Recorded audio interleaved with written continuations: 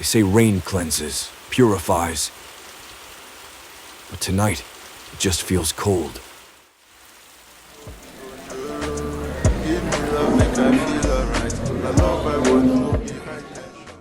This is the sober truth that drink can't wash away. The loneliness that echoes louder than any music. You're alone with the memory of a promise and the ghost of a touch that wasn't real.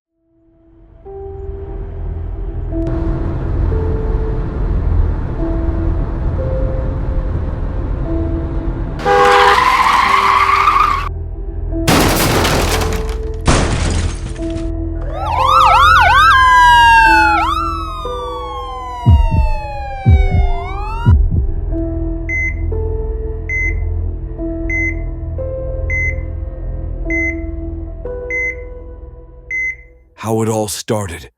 It was on a Tuesday afternoon. The air was thick with Lagos life, the hum of generators, the shouts of Danfo conductors. Chaos and beauty, all at once. And there she was, Grace, one of the most prettiest damsels I've ever met.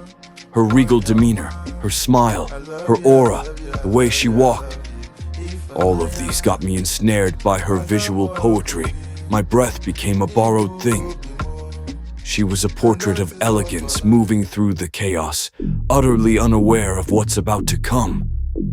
I saw the danger before she did, a shadow detaching itself from the walls like a flash of steel. About this moment, her world and mine were about to collide. I didn't think. There was no calculation, just a primal need to step into her story. To be the shield between her and the world's cruelty. The fight was a blur of adrenaline and anger, the violation of her peace. And then her eyes met mine. In that look, I saw it all. Gratitude, shock, and a spark that would ignite an inferno in my soul. She waved goodbye, but it felt like a beginning. And so it began. Late-night calls that stretched into the early hours, where our whispers built a world just for us. Her laughter became my favorite song. We painted the town with our joy. Every date was an adventure. A shared plate of suya under the stars, a silly movie that made us laugh and cry, a walk along the streets of Ikeja with the wind telling our secrets. I had never known a happiness so complete. She was my muse, my peace, my future. I believed in her, in us. So I gave, not just my heart, but everything.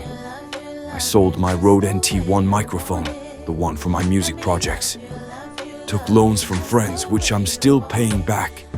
It wasn't just a sacrifice, it was an investment.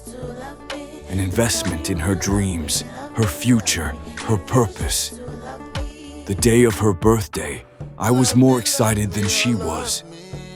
I bought a bouquet of sunflowers because she always said they turned to face the light, just like she was my light. I wanted to surprise her, to see that look on her face, the one from the first day we met.